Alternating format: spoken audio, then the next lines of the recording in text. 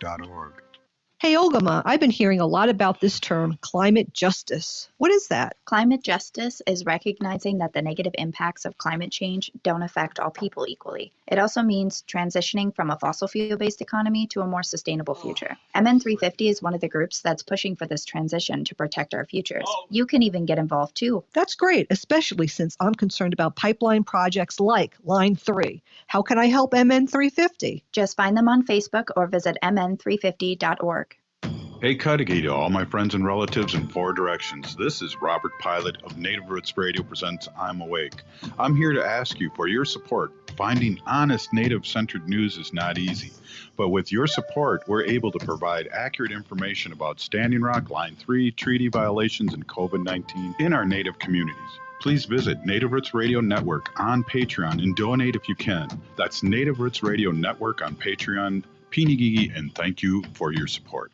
Minnesota has the only original wolf population in the continental United States, and 80% of Minnesotans believe the wolf should be protected. Howling for Wolves is asking Minnesotans to respect our true wildlife manager, the wolf. Their survival is critical to our ecosystems, our communities, and even our economy. As highly intelligent animals with strong social bonds, Minnesota wolves deserve to be protected and admired. Learn more at howlingforwolves.org. Let's live and let howl. We have vital information we would like to share with you. The Department of Indian Works St. Paul partnered with the Minnesota Department of Health to open the Twin Cities American Indian COVID-19 hotline. They provide information on testing sites, isolation space, vaccines, housing assistance, and food resources. If you or someone you know has questions about COVID-19 or has questions to determine if you should get tested, please call them at 651-304-9986. Again, the number is 651-304-9986. The Twin Cities American Indian COVID-19 hotline is open Monday through Friday from 8 a.m. to 8 p.m. and Saturday and Sunday from 10 a.m. to 2 p.m. Call the Twin Cities American Indian COVID-19 hotline at 651-304-9986. That's 651-304-9986. With your AM 950 weather, I'm Brett Johnson. Look for partly cloudy skies overnight with a low around 28. Tuesday, partly cloudy with a high near 43. Wednesday, sunny with a high near 45. And Thursday, sunny with a high around 61.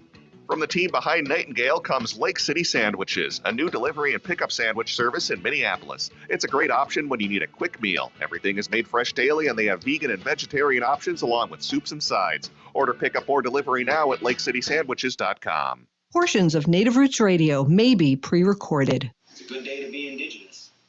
Get up, stand up. They are going to become more brutal. Because all the hippies were trying to be Indians anyway.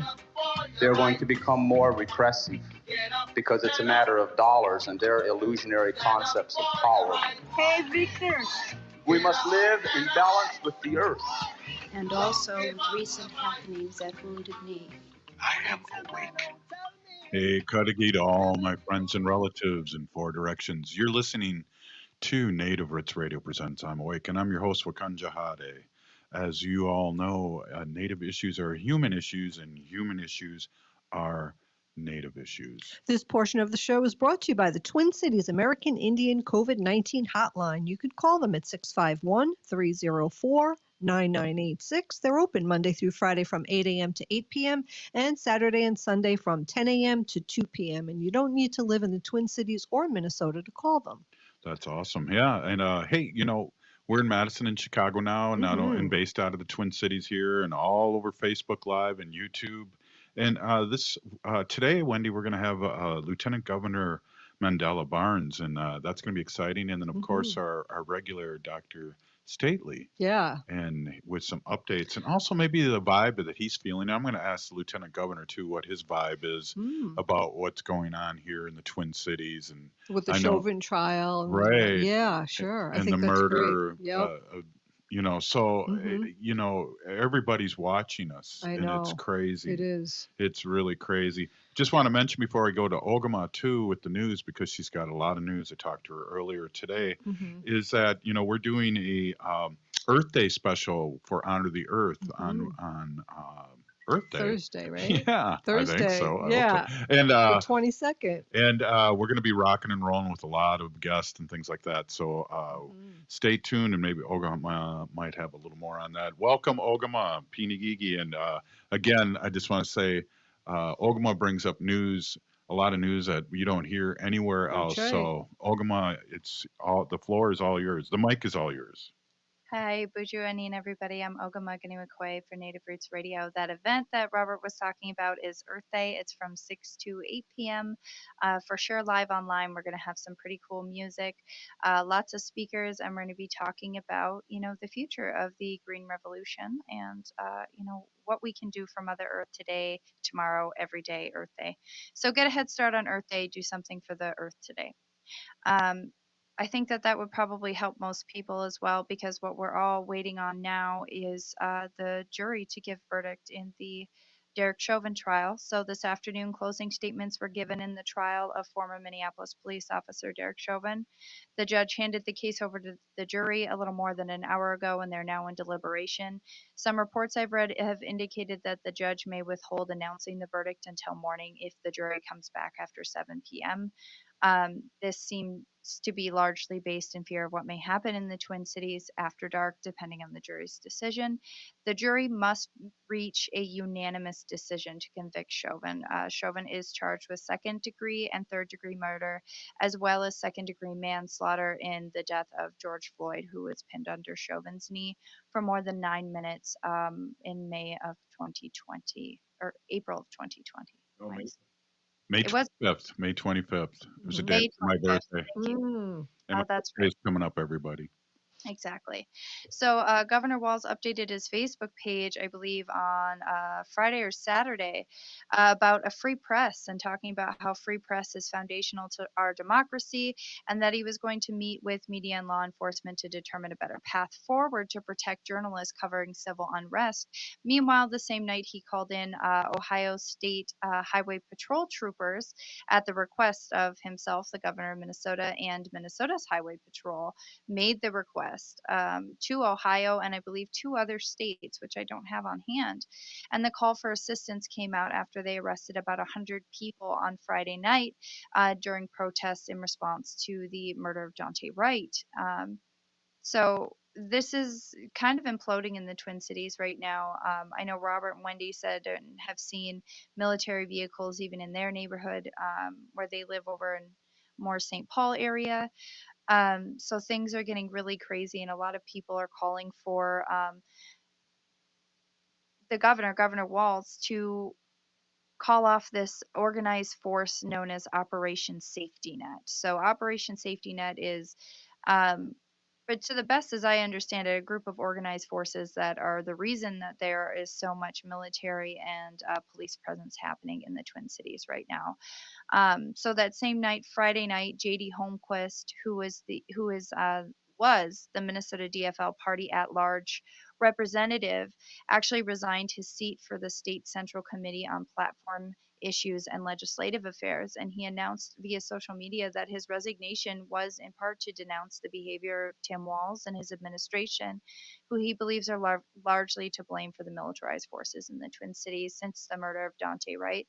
And he also denounced Hennepin County Sheriff Dave Hutchinson and Lieutenant Governor Flanagan for allowing those organized forces to continue and to terrorize the citizens of the Twin Cities. So there is so very much happening in the Twin Cities right now. On Saturday, there was another police shooting that ended with murder when officers in Burnsville killed the suspected car thief during a chase.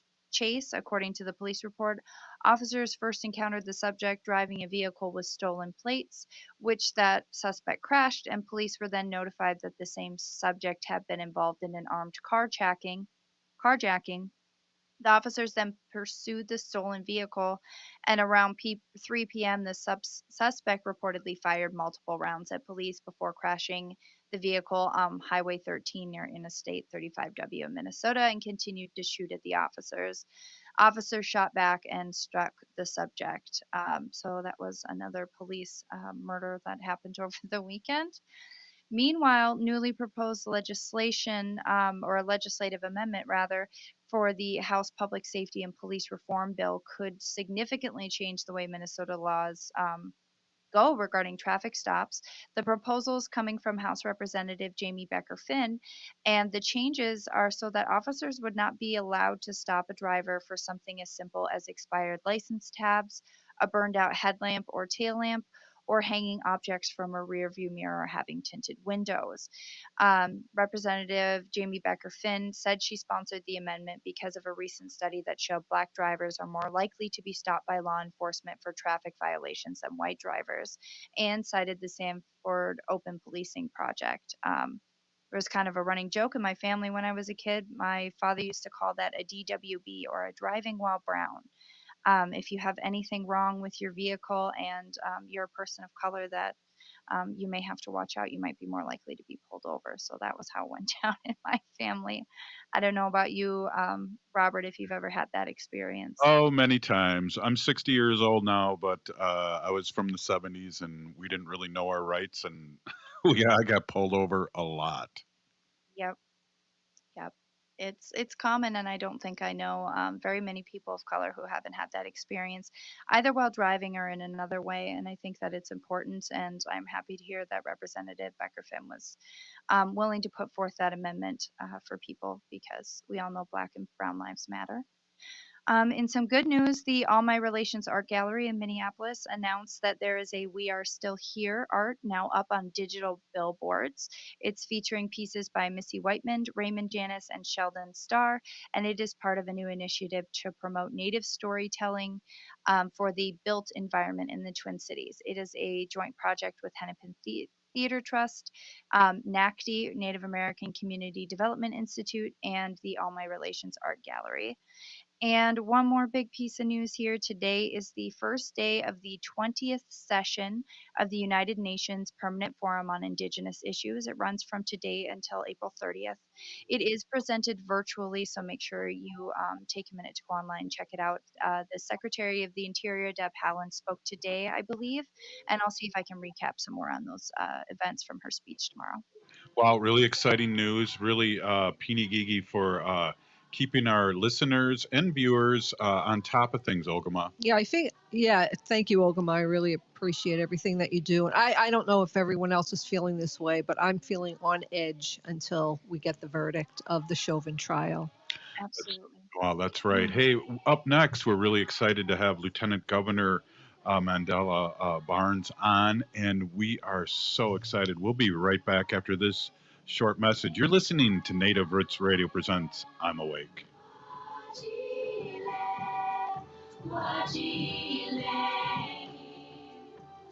Hey, Ogama, I've been hearing a lot about this term, climate justice. What is that? Climate justice is recognizing that the negative impacts of climate change don't affect all people equally. It also means transitioning from a fossil fuel-based economy to a more sustainable future. MN350 is one of the groups that's pushing for this transition to protect our futures. You can even get involved too. That's great, especially since I'm concerned about pipeline projects like Line 3. How can I help MN350? Just find them on Facebook or visit mn350.org. Hey, Cudahy to all my friends and relatives in four directions. This is Robert Pilot of Native Roots Radio presents I'm Awake. I'm here to ask you for your support. Finding honest Native-centered news is not easy, but with your support, we're able to provide accurate information about Standing Rock, Line 3, treaty violations, and COVID-19 in our Native communities. Please visit Native Roots Radio Network on Patreon and donate if you can. That's Native Roots Radio Network on Patreon. Pinigigi, and thank you for your support. We have vital information we would like to share with you. The Department of Indian Work St. Paul partnered with the Minnesota Department of Health to open the Twin Cities American Indian COVID-19 hotline. They provide information on testing sites, isolation space, vaccines, housing assistance, and food resources. If you or someone you know has questions about COVID-19 or has questions to determine if you should get tested, please call them at 651-304-9986. Again, the number is 651-304-9986. The Twin Cities American Indian COVID-19 hotline is open Monday through Friday from 8 a.m. to 8 p.m. and Saturday and Sunday from 10 a.m. to 2 p.m. Call the Twin Cities American Indian COVID-19 hotline at 651-304-9986. That's 651-304-9986.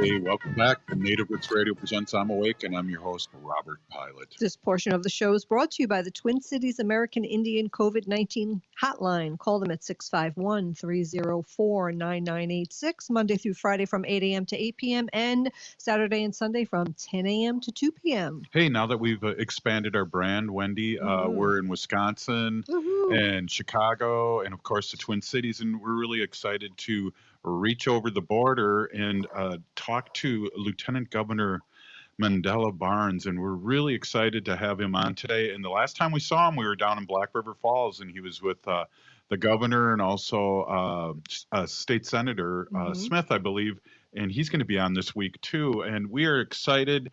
I'm wondering, Lieutenant Governor, are you feeling the vibes all the way over there? Because we're all a little on edge here in Minnesota. Welcome. Hey, so first, thanks for having me. Good to see you again. Really happy to have a chance to be with you today, talk with the audience, and of course, definitely feeling the vibes for so many reasons. Not limited to being a geographical neighbor to Minnesota, but just the issue that keeps rearing its ugly face in American society. Certainly feel the vibes.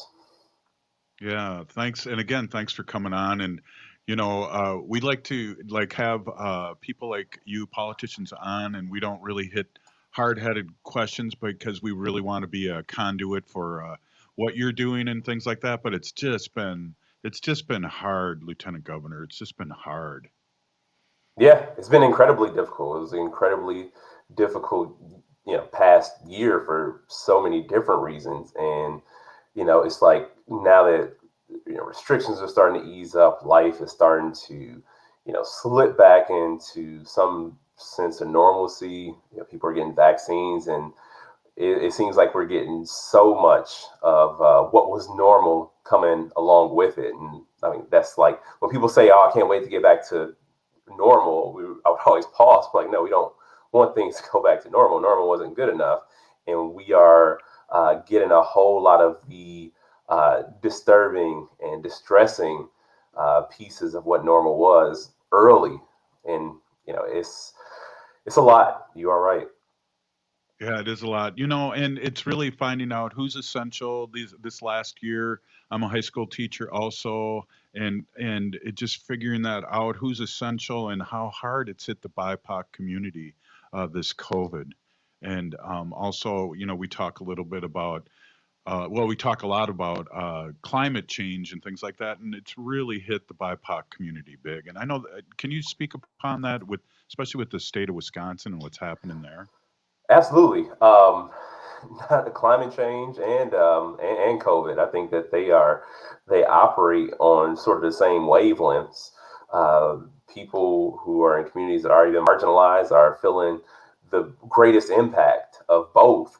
It is the frontline communities that have already seen significant disparities, whether it's in income and education and health outcomes, whatever, you name it. And these are the same communities that are getting the short end of the stick, that are bearing the brunt of climate change. So, I mean, for a lot of the last year, I should say, I've just been talking about COVID and as much as I've been talking about climate change in most of the same conversations, because essentially to address one is to address the other.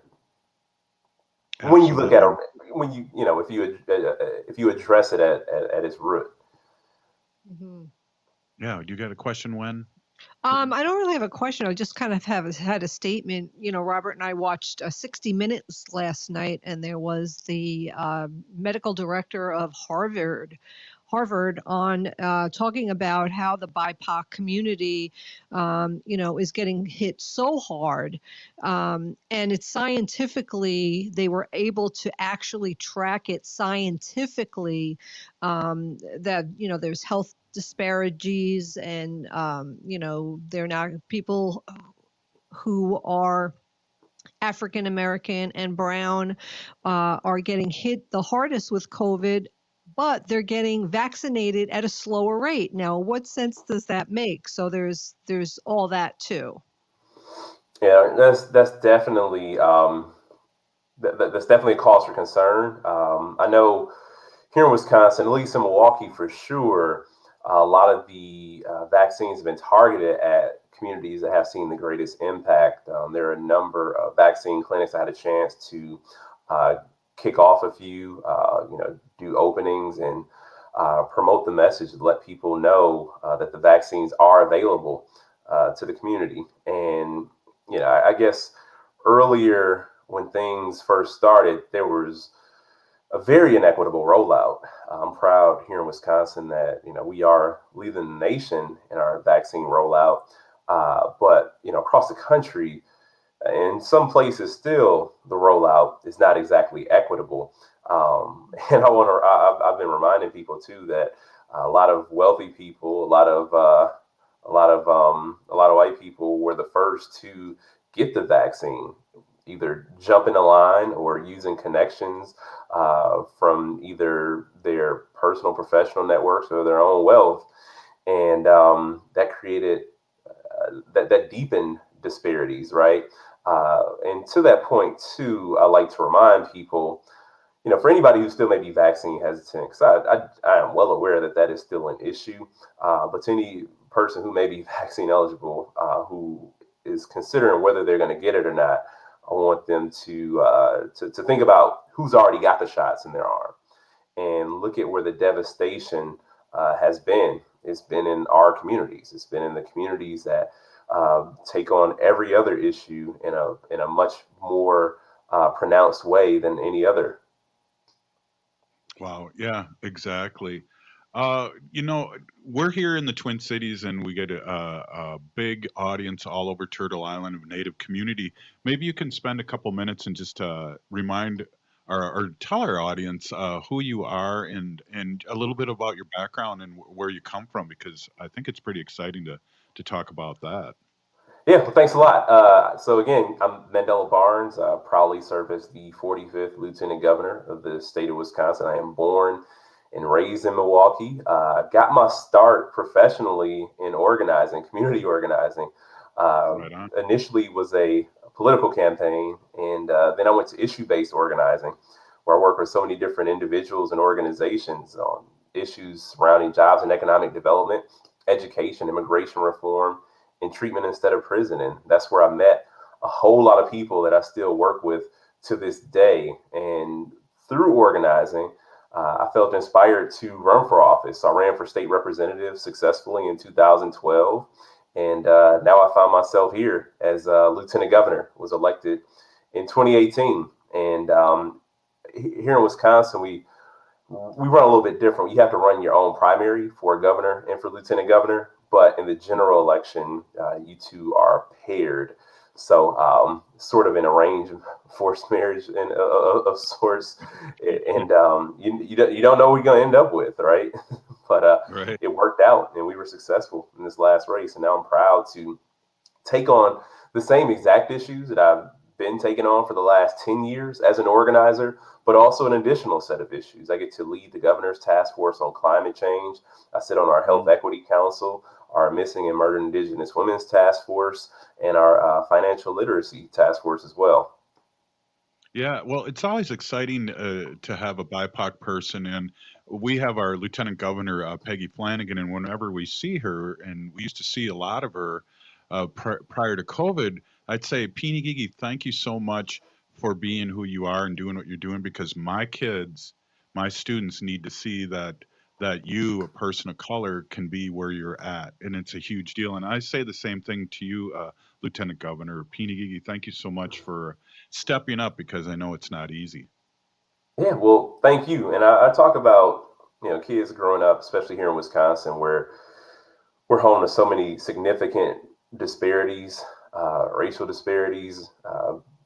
And I talk to a whole lot of classes, a lot of classrooms, a lot of students, because I want them to see what I didn't have a chance to see when I was their age. I want to make sure that they know that this is something that's possible for them, and with all the issues that exist in, regardless of what their living situation is, I want them to not look at that as some sort of barrier. I want them to look at these situations as a reason for them to step up, because so many both of our communities have been ill served by some very nefarious interests. Wall Street comes in and it leaves Main Street out, and if Main Street is left out, we are definitely left behind, right? And there are people with no real connection to the communities that they want to serve. They come in and they get out right away, right, without really having much concern for the people that they were elected to represent. And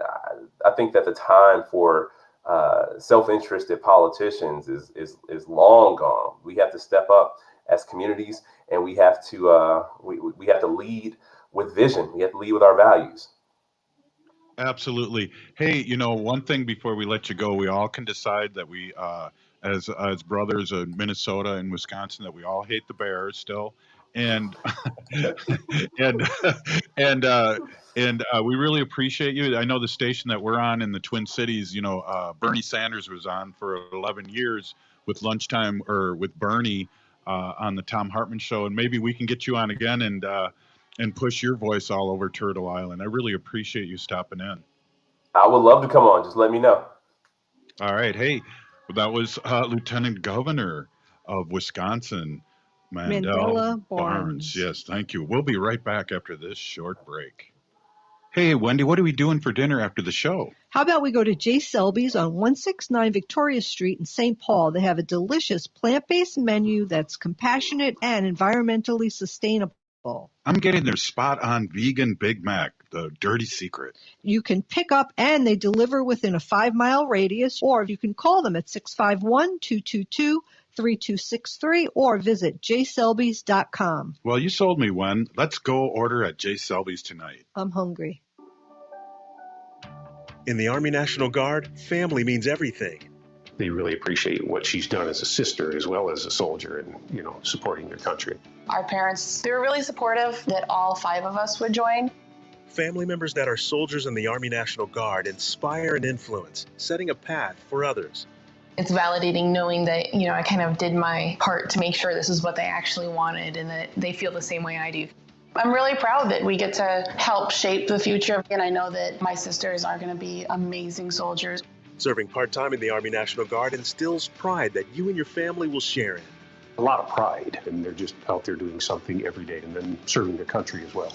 I got my education because of the Guard. I got to travel a little bit and experience a whole different culture. Visit nationalguard.com to learn more about part-time service. Sponsored by the Minnesota Army National Guard. Aired by the Minnesota Broadcasters Association and this station. Do yourself a favor and check out the amazing cuisine of eatlocalminnesota.com. More than just a website, eatlocalminnesota.com provides you with the best local and independently owned restaurants in the Twin Cities. Cafe Latte's award-winning gourmet cafeteria has reopened to indoor dining at 50% capacity, so come check out their pizza and wine bar, or get a treat from the bakery made fresh daily. Plus, they still have online ordering and takeout, along with gift cards at cafelatte.com. That's Cafe Latte, located off Victoria and Grand in St. Paul. Celebrate the end of winter with dinner and an outdoor concert at Crooner's Supper Club off Moore Lake and Highway 65. Crooner's will be opening the Belvedere April 23rd. The Belvedere is a new tented outdoor stage that will feature elegant table seating, beautiful lake views, and aesthetics reminiscent of an Italian outdoor music amphitheater. Plus, Crooner's still offers COVID-safe indoor concerts in the beautiful Dunsmore Room and main stage. More at croonersmn.com. We have vital information we would like to share with you. The Department of Indian Works St. Paul partnered with the Minnesota Department of Health to open the Twin Cities American Indian COVID-19 hotline. They provide information on testing sites, isolation space, vaccines, housing assistance, and food resources. If you or someone you know has questions about COVID-19 or has questions to determine if you should get tested, please call them at 651-304-9986. Again, the number is 651-304-9986. The Twin Cities American Indian COVID-19 hotline is open Monday through Friday from 8 a.m. to 8 p.m. and Saturday and Sunday from 10 a.m. to 2 p.m. Call the Twin Cities American Indian COVID-19 hotline at 651-304-9986. That's 651-304-9986. AM 950 KTNF, St. Louis Park, Minneapolis, St. Paul. With your AM 950 weather, I'm Brett Johnson. Look for partly cloudy skies overnight with a low around 28. Tuesday, partly cloudy with a high near 43. Wednesday, sunny with a high near 45. And Thursday, sunny with a high around 61. Nightingale off 26th and Lyndale in Minneapolis is open for in-person service. Try the famous Nightingale burger and fries, ginger tamari chicken wings, duck pastrami, and more. Nightingale is open daily 5 p.m. to 11 p.m. Make your reservation or place your takeout order at nightingalempls.com. Hi, everybody. I'm Santita Jackson, and I want you and all your friends to join my new show, The Santita Jackson Show, Monday through Friday, 6 to 8 a.m. Central on the Progressive Voice of Minnesota. Hi, this is Representative Sharice Davids from Kansas. I'm Ho Chunk, and you're listening to Native Roots Radio. We are a loose nation.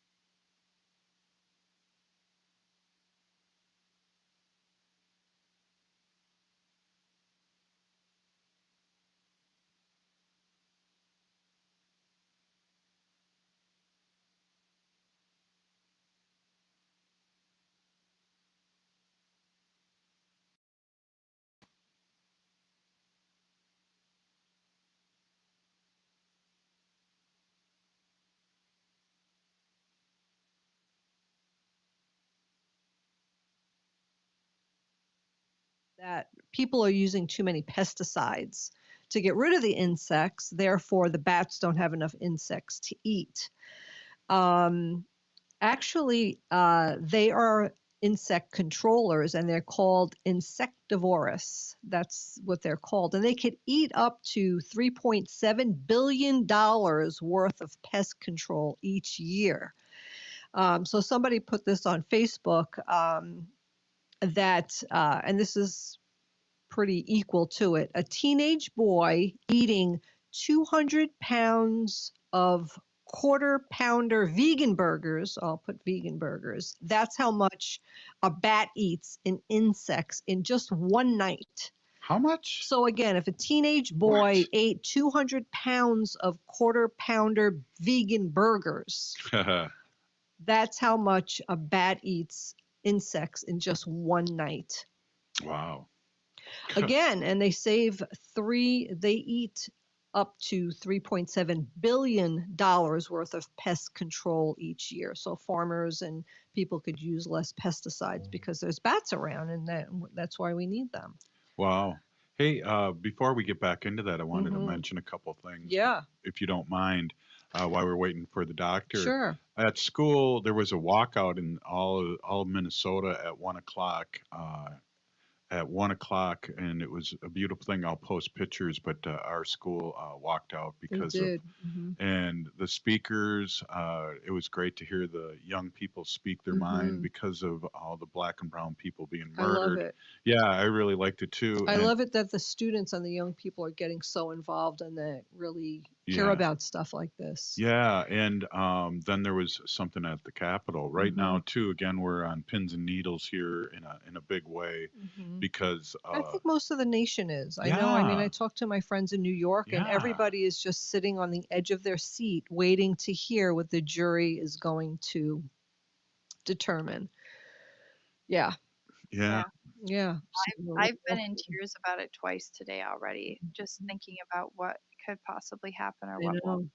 You know, I'm like, I can't think about what may or may not happen. We just have to keep trying to stay calm until we have the news. Nothing can be done until we know what's going to happen. So exactly. Yeah. I definitely just wanted to bring that up before we got too far into your talk.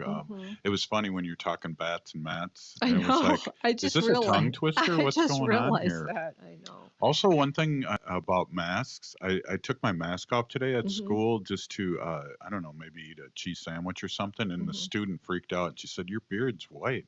And I said, "Oh, I've been dyeing it for years. And because of COVID, my wife won't let me dye it anymore." But hey, but I know that's sad. But again, I'm sorry about that. I just wanted to make sure that I got it out there. So, you know, we've taken squirrels, and one of the great things about your segment when we talk, Wendy, is that we talk about our relatives, which are four-leggeds, right? And, you know, we talk about the ecosystem and how everything is connected. But we don't have an ecosystem anymore. We have an ego system. That's what we have. We have an ego system. Yeah. That's really good. Well, I don't know if I made that up. I think I saw it somewhere, but well, everything that's been said's already been said, so yeah, someone that's must true. have said it. But we'll make a T-shirt off it and profit. But it is. It's an ego system. Wow. Really. Really. You know, well, if you want me to keep talking, I can. Yeah, definitely. Did you know that bats are the only mammals that fly? They're mammals and they fly. They're the only mammals that fly. Wow. I knew that one. Yeah. Just like bats rely on thousands of insects each night for survival, other animals in the ecosystem rely on bats for their calories. So I didn't know this, but hawks, falcons, and owls eat bats. I knew owls did for some reason. Really? I didn't know that. And you know, we have a lot of nectar-eating bats, and those nectar-eating bats are really, really important. They're just as important as bees for pollination. Whoa. Yeah, we really. Whoa. Yeah, I didn't know that as well. I learned so many things on here by mistake. Exactly. So, like when I took this bat, when I came back from taking the bat. And I really feel bad that this bat died of starvation because it was starving and there wasn't enough insects. So please, there's other ways, organic ways to get rid of pests and get rid of insects, so we don't have to do that. Their poop. Can you say that? Of course I can, but it's called something else. Guano. That's what they call it. The fancy name for bat poop is called guano. Oh, But anyway, it contains nitrogen, potassium, and phosphate, which helps plants, the roots of plants, and flower health and growth. And I didn't know this, but you could even buy bat guano, which is bat poop. You could buy it for your garden. Oh, really? Yeah. Oh. People use it. Yep. Hey, let me just say this while we're talking to Wendy. 952-946-6205 if you want to give us a call and ask Wendy about bat poop. So go ahead. You can. So we need to help the bats. So how can we help the bats, right? We need to help them. So we really need to create and protect their habitat for them. We really do need to do this. If you have an old dead tree, just kind of stick it up. The bats will go in there. They also sell bat houses. We've even seen them at Menards. Yeah. They're kind of like a birdhouse, but they're flat, so the bat can go in. Okay, flat. Matt with the flat. Listen, I'm not bat. even trying to rhyme. It just so happens that the words are rhyming themselves. You're busting a rhyme. Also, we ask everybody not to disturb them in the early summer because that's when they're having their pups. And I didn't know that bat babies were called pups. And bat babies cannot fly when they're first born. So they need time to, grow and learn to fly. Or in the winter, they hibernate. So they hibernate during the winter. So we need to protect their habitat and help them with their habitat and not disturb them. You could even become a member of a bat conservation group. There's such a thing. I believe it. There's such a thing. I'm just getting the giggles because I'm overworked. So anyway, I feel bad about this bat that is no longer here, and I really just want to thank Matt because he just really saw this bat. Now I don't know if I saw the bat if I would have picked it up and put it in he had gloves on. That was one of the first questions at the Wildlife Rehabilitation Center was, did he touch the bat with bare hands? No, he had gloves. So that's good. But really the sad part is that, using all these pesticides, they're just poisoning everything. We're just walking our dogs at night and I see these little green signs on the lawns, keep dogs and children off the lawn until a date. So it's not even good for children to be on. And of course, this is why our, dogs and cats, because people don't want dandelions, that's why. But again, dandelions are bees' first food. So when the bees, after this cold snap, I guess we're having, they're going to be coming out. So there's not enough flowers for the early bees to eat. So if you leave your dandelions, they need that. Either that, you could also cut up some oranges, just slice them up, and yeah, you do that, and put them out because that can help the bees. And so there's everything that we can do. That's awesome. We need to live in an ecosystem, not an ecosystem. That's so cool. And I can't wait for our bee garden in the front that we're going to do. I'm really excited about that. Yeah. Just heard from Dr. Stately. He was at one of his son's hockey game, and hope they won. He might be able to jump on just for a few minutes here at the end. But people forgetting stuff like that. It's just been crazy for everybody. I have another story for you too. Dr. Stately doesn't comment. Well, Wendy's got him lined up. All right. Hey, you're listening to Animal Talk with Wendy. I think I need an hour show. You are going to get one if it's hook or crook. Hey, you're listening to Native Roots Radio presents I'm Awake, and I'm your host, Wakanja Hade. 952-946-6205 if you want to give us a call. Gary, where are you? We'll be right back after this short break.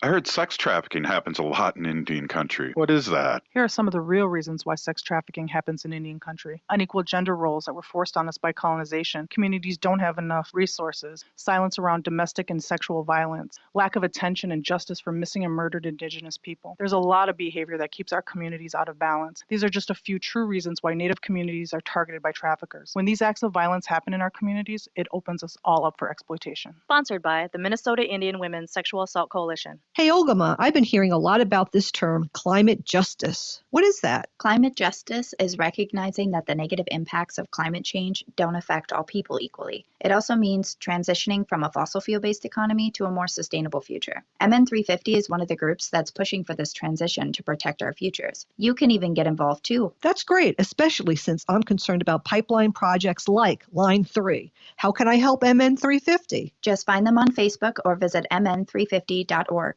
Minnesota has the only original wolf population in the continental United States, and 80% of Minnesotans believe the wolf should be protected. Howling for Wolves is asking Minnesotans to respect our true wildlife manager, the wolf. Their survival is critical to our ecosystems, our communities, and even our economy. As highly intelligent animals with strong social bonds, Minnesota wolves deserve to be protected and admired. Learn more at howlingforwolves.org. Let's live and let howl.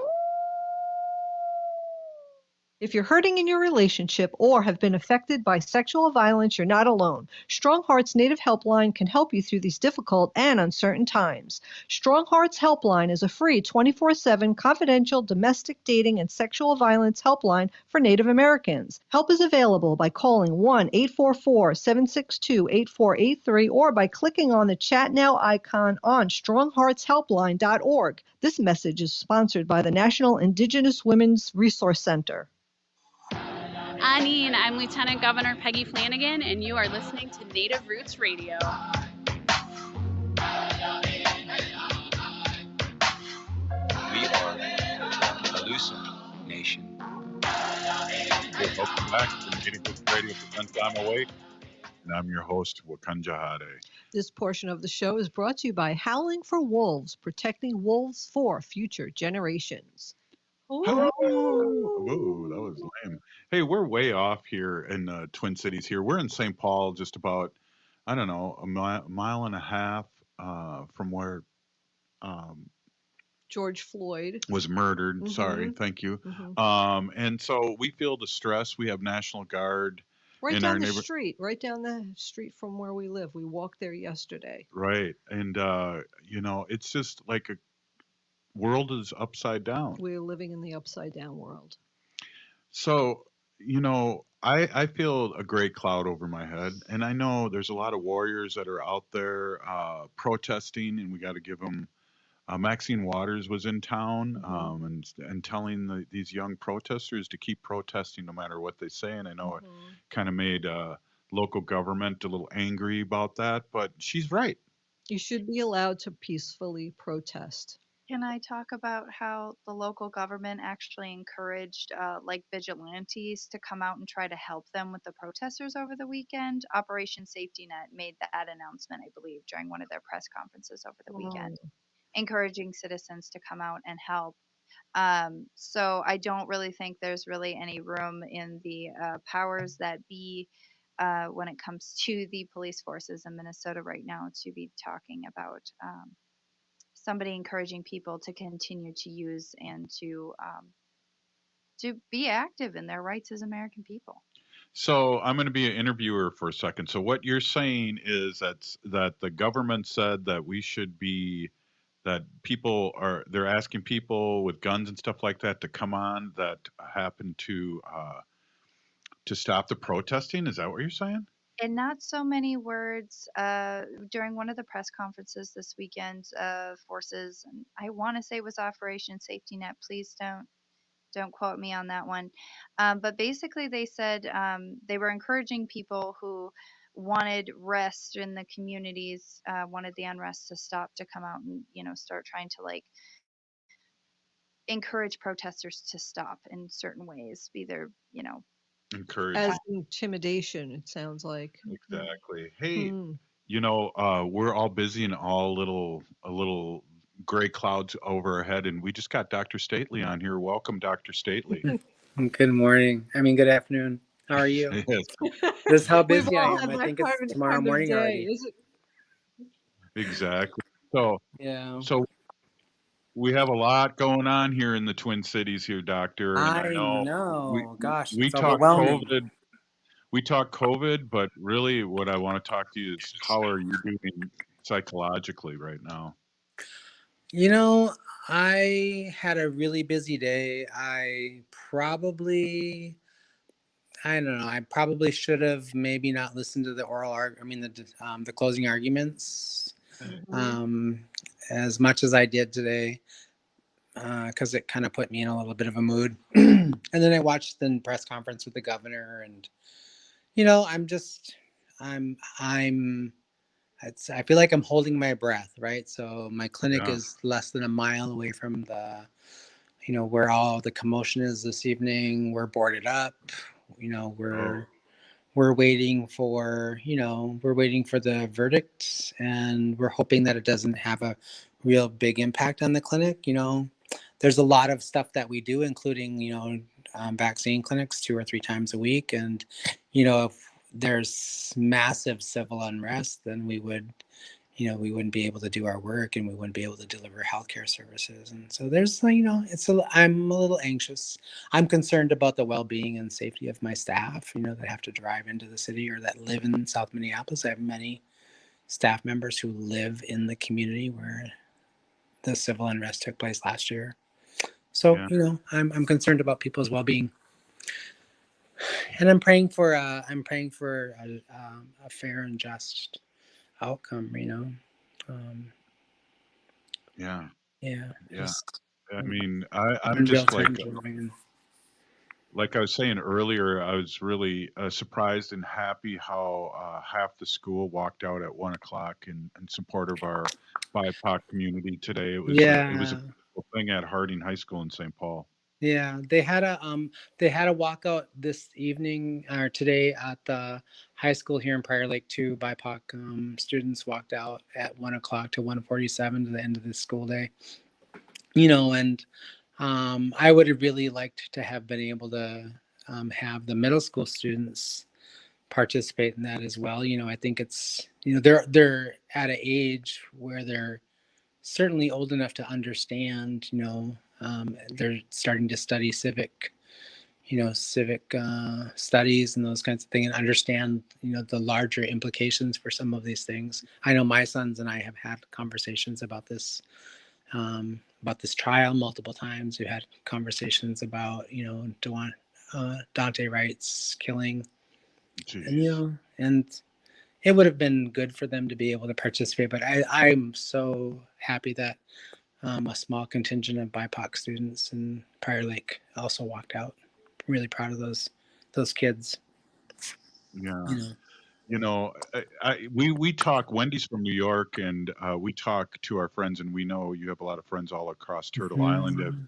They're feeling it there too, aren't they, Doctor? Yeah, yeah. I was talking with some friends of mine, colleagues and friends, and folks at the University of Washington today. I had a conversation with some of them because we're working on developing a research project together, and they were also, a good 15 minutes of the meeting was spending time, decompressing with them as well, and you know, and they were a good source of support to me too. I was able to talk to them about my emotional issues or my emotional reaction over the last week with the Dante Wright killing, and how it impacted me in relationship to just worrying about my kids, worrying about my Right. sons. They're young men. Um, and I thought, I don't know if you listened to the governor's press conference today, but he was like, he said, he repeated this statement several times, in his remarks. We can't go on living like this. We can't go on living like this.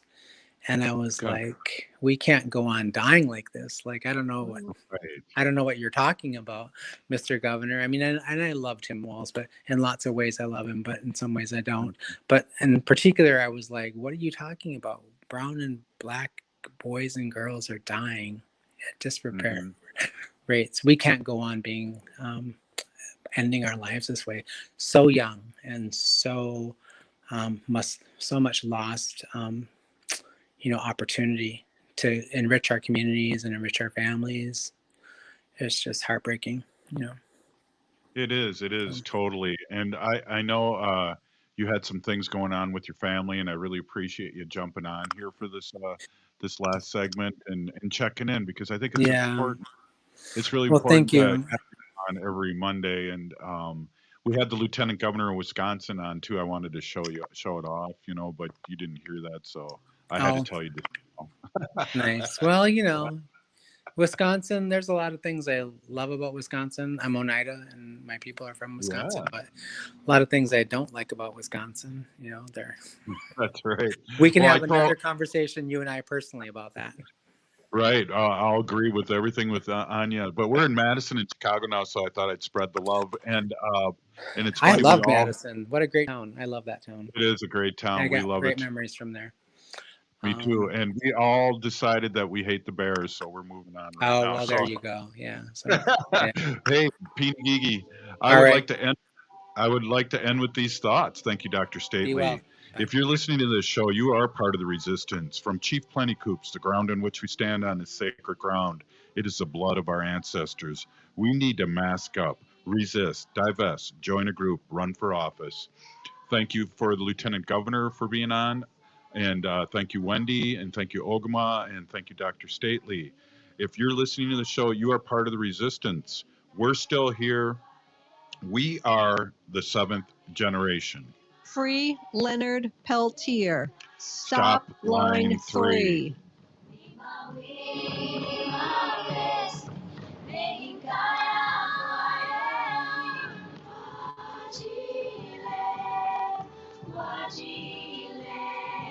Hi, this is Ken Hankland, host of Living Healthy and Aging Well, inviting you to listen to our live